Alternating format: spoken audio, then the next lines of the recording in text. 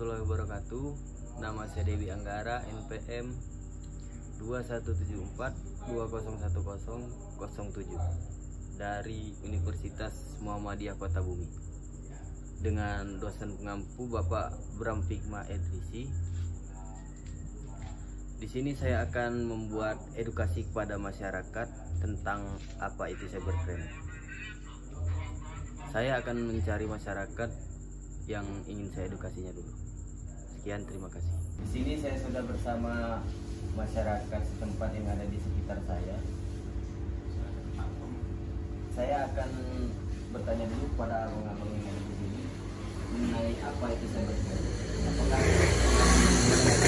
cybercrime? Belum.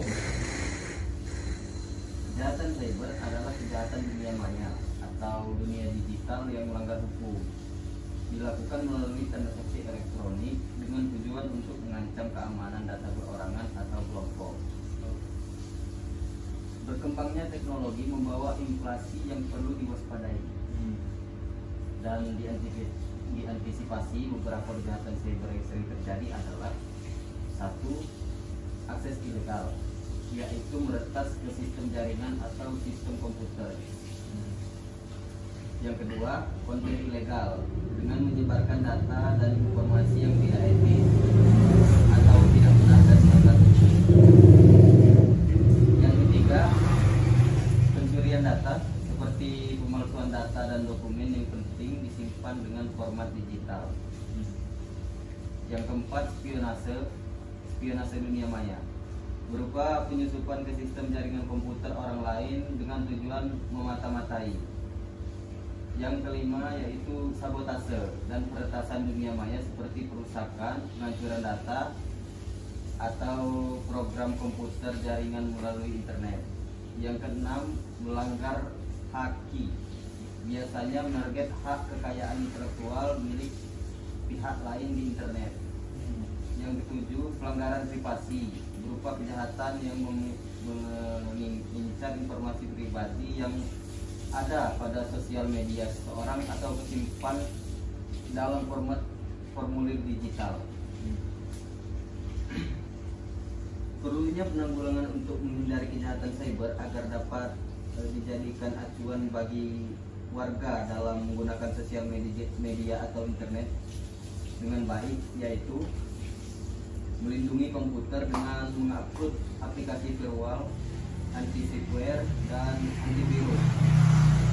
Yang kedua, menjaga privasi atau identitas diri. Penting sekali untuk tidak mengumbar nick, nomor rekening, tanggal lahir, password, dan sebagainya ke media sosial.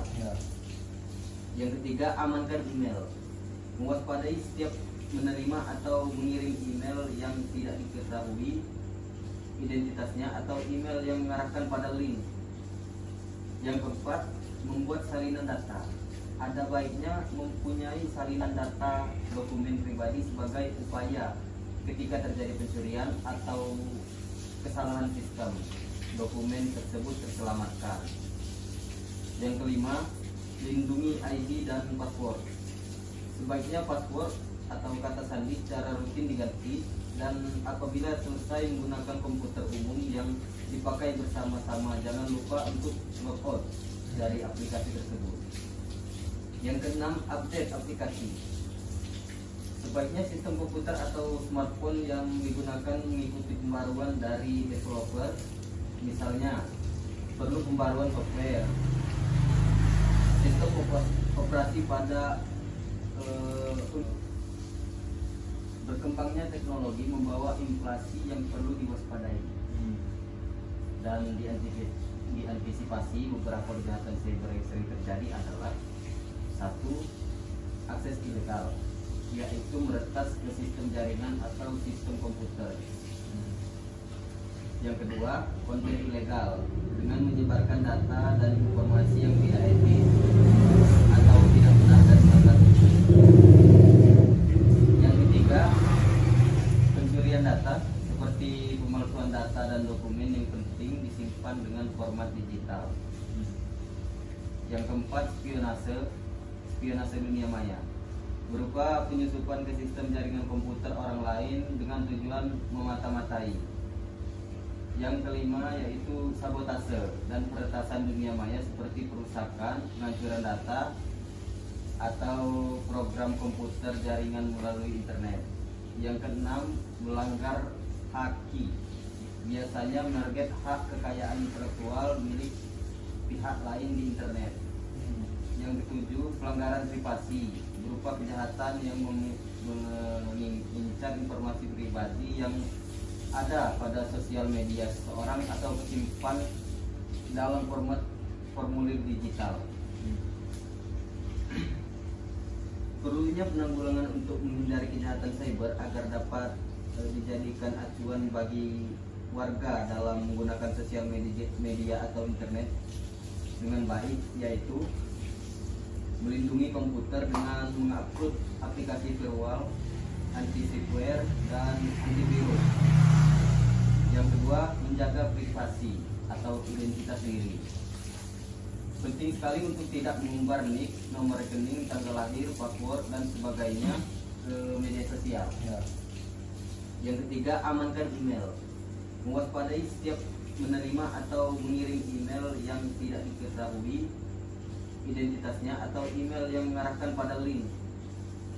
Yang keempat, membuat salinan data. Ada baiknya mempunyai salinan data dokumen pribadi sebagai upaya ketika terjadi pencurian atau kesalahan sistem, dokumen tersebut terselamatkan. Yang kelima, lindungi ID dan password. Sebaiknya password atau kata sandi secara rutin diganti, dan apabila selesai menggunakan komputer umum yang dipakai bersama-sama, jangan lupa untuk logout dari aplikasi tersebut. Yang keenam, update aplikasi. Sebaiknya sistem komputer atau smartphone yang digunakan mengikuti pembaruan dari developer dunia maya berupa penyusupan ke sistem jaringan komputer orang lain dengan tujuan memata-matai. Yang kelima yaitu sabotase dan peretasan dunia maya seperti perusakan, penghancuran data, atau program komputer jaringan melalui internet. Yang keenam, melanggar haki, biasanya menarget hak kekayaan intelektual milik pihak lain di internet. Yang ketujuh, pelanggaran privasi berupa kejahatan yang mengincar informasi pribadi yang ada pada sosial media seseorang atau tersimpan dalam formulir digital. Perlunya penanggulangan untuk menghindari kejahatan cyber agar dapat dijadikan acuan bagi warga dalam menggunakan sosial media atau internet dengan baik, yaitu melindungi komputer dengan mengupload aplikasi firewall, anti-spyware, dan antivirus. Yang kedua, menjaga privasi atau identitas diri. Penting sekali untuk tidak mengumbar nick, nomor rekening, tanggal lahir, password, dan sebagainya ke media sosial. Yang ketiga, amankan email.